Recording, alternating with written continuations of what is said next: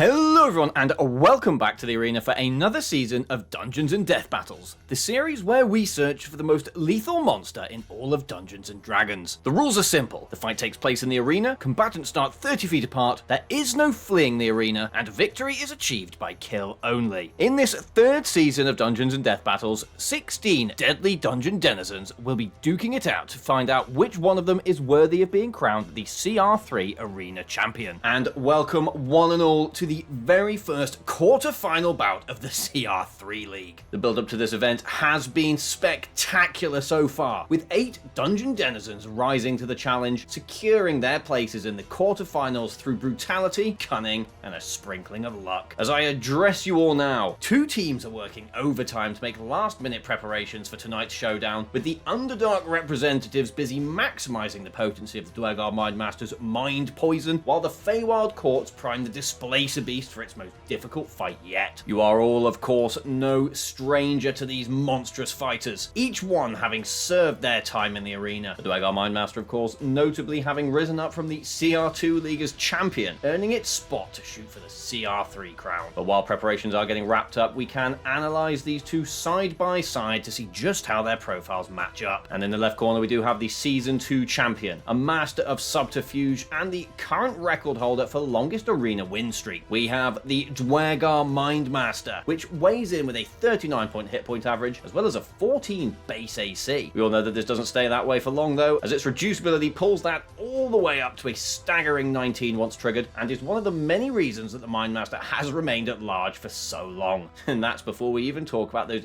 devastating mind poison daggers, which can dish out 3d6 points worth of psychic damage per hit on top of any piercing damage. The Mind Master backs up its potent attack abilities with some solid stats as well, with a 17 in dexterity and 15 intelligence standing out among the rest. And in the right corner presides the Displacer Beast, another monster that prefers to cling to the shadows, but is still extremely capable as an up-close and personal combat killer. The Displacer Beast stalks into the arena with a 13 AC, as well as an incredibly bulky hit point average of 85, which will make it a difficult target to bring down. It also possesses those flickering avoidance and displacement abilities, which combo together to make it even more difficult to hit, all while it swats and lashes towards foes with its barbed tentacles. An 18 in strength means that this flailing feline hits hard, and a 16 in constitution and 15 in dexterity drive home its physical prowess. But without further ado, it looks like preparations have been concluded and our contenders are ready, which means it's time to kick off the first of the Season 3 quarterfinals as the Duergar Mind Master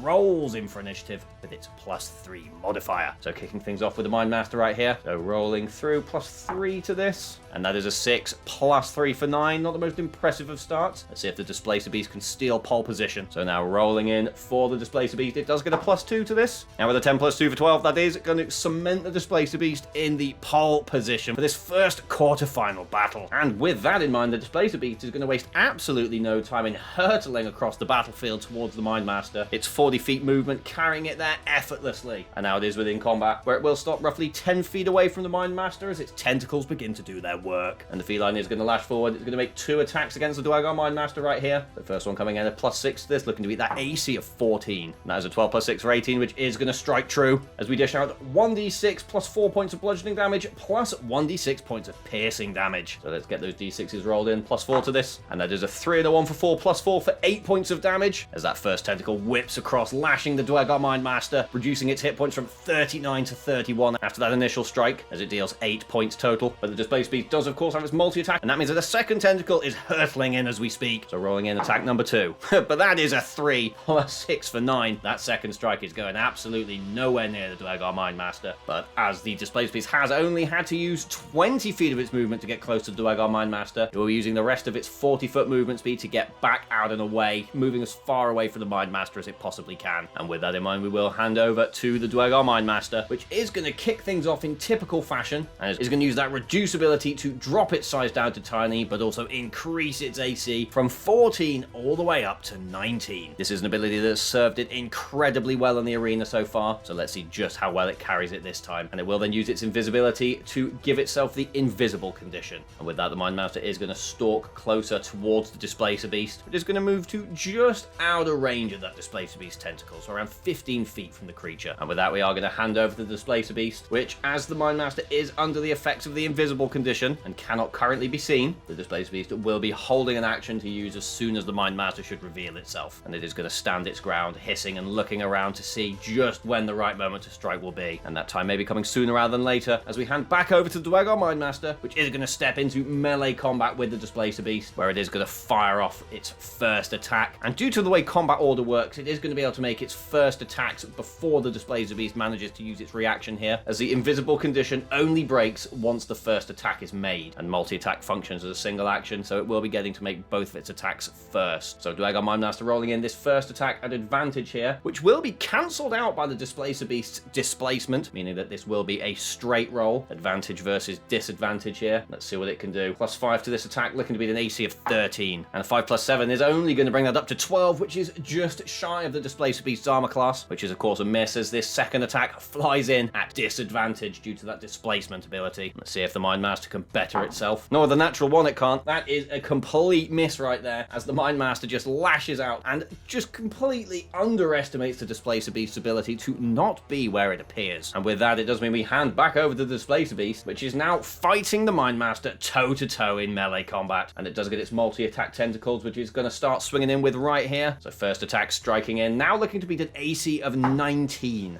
And a 15 + 6 for 21 is going to do it, as that first strike manages to just slam down upon the now tiny Mind Master, as we inflict yet again 2d6 + 4 points of damage here. And that is incredibly high damage right there. That 6 and that 5 coming together for 11, +4 for 15 points of damage. What an absolutely gargantuan hit, nearly pulling the Duergar Mind Master down another 50% of its hit points, dropping it from 31 to just 16 hit points now. And the Displacer Beast does indeed have a second attack, as the second tentacle whips from overhead, striking back down towards the Mind Master's position. But a 5 + 6 for 11 is not going to do it, as the Mind Master once again just dips out of the way of the Displacer Beast's second strike. But we do hand over once again to the Underdark denizen, the champion of Season 2 here, looking to make its mark on the Displacer Beast, albeit at disadvantage as it swings in once again with its Mind Poison daggers. So first strike coming through, looking to beat an AC of 13, +5 to this. And once again, a 7 + 5 is only going to make 12, so that one has completely missed, but it does have its second attack. Let's see what it can do as it jabs in towards the ribs. And a 6 + 5 is only worse. That is only going to total an 11, which once again means that the Mind Master has missed its opportunity to deal any damage here, as we once again hand over to the Displacer Beast as the ferocious fray of melee combat continues. Displacer Beast back again with 2 more tentacle attacks. First one striking in. And a 3 + 6 for 9 is certainly not going to do it again. Second strike coming in. These guys are really not rolling well against each other. Both the Duergar Mind Master and the Displacer Beast showing just how tricky they really are to damage, as a 6 + 5 for 11 comes nowhere near to the 19 that Displacer Beast is looking for. So once again we hand over to the Mind Master, which is going to furiously stab him once again with 2 more Mind Poison daggers. Rolling in first. And a natural 20 on 1 dice, but this is disadvantage, and a 4 + 5 for 9 is miles off target still, as it rolls in for its second attack. And there's that 4 again. This really is just a delightful dance to witness, as these two creatures just struggle to put down blows upon the other. And it does seem like this is going to be a battle of attrition and probability. We hand over to the Displacer Beast once again for 2 more tentacle attacks. First one rolling in, and that'll do it. 14 + 6 for 20. Finally, the Displacer Beast manages to reach around once again, putting down a strike firmly on the Duergar Mind Master. As we once again roll in 2d6 + 4 points of damage. Could this be enough right here from the Displacer Beast? And with a 1 and a 5 for 6, +4 for 10, it's not quite, but it has dropped the Mind Master from 16 down to just 6 hit points. As now once again the second tentacle lashes in across from the side, looking to buck the trend and make a second hit this round. Displacer Beast rolling in, second tentacle attack. And there we have it. That is a 16 + 6 for 22, which is going to strike true. It is impossible for the Displacer Beast not to finish the Mind Master here, but let's roll dice and see how much overkill we get. As once again we roll in 2d6 + 4 points of damage, and another huge roll there from the Displacer Beast, with that 6, 5, and 4 coming together for 15 points of damage, which is going to absolutely crush the Mind Master into the ground. The Season 2 champion finally put to rest here in the arena, as the Displacer Beast mops up its opposition once again. And that is what I would call a chaotic battle, with the Duergar Mind Master just failing to hold up to its CR3 opponent. But that being said, it did fight valiantly, and as a champion from the previous season, it will still be remembered and honoured here in the arena for generations to come. But with all that being said, that does not matter right here tonight, as the Displacer Beast has taken the win in the very first quarterfinal round, which will see it advance through to the semi-finals, where it will be even closer to a shot at the CR3 crown. The Feywild court will be absolutely delighted with this, and will no doubt be preparing some of the finest stakes for the creature to enjoy, having proven its prowess in the arena once again. And as always, thank you very much for joining me here in the arena tonight. We did witness the flickering Displacer Beast take out the CR2 champion that was the Duergar Mind Master, and I do hope you will join me again next time when the Yeti takes on the werewolf to see which one of these two denizens will make it through to the semi-final round. And as always, if you did enjoy this battle, please consider dropping a like on the video, commenting down below, and of course subscribing to the channel. We do also have a Patreon which hosts various polls and votes, which allow you to get a little bit more involved with arena happenings. Other than that, thank you once again very much for watching, and I will see you in another one very soon. P.S. I hate the invisibility rule as it currently is, and we'll be making a video about that very, very soon.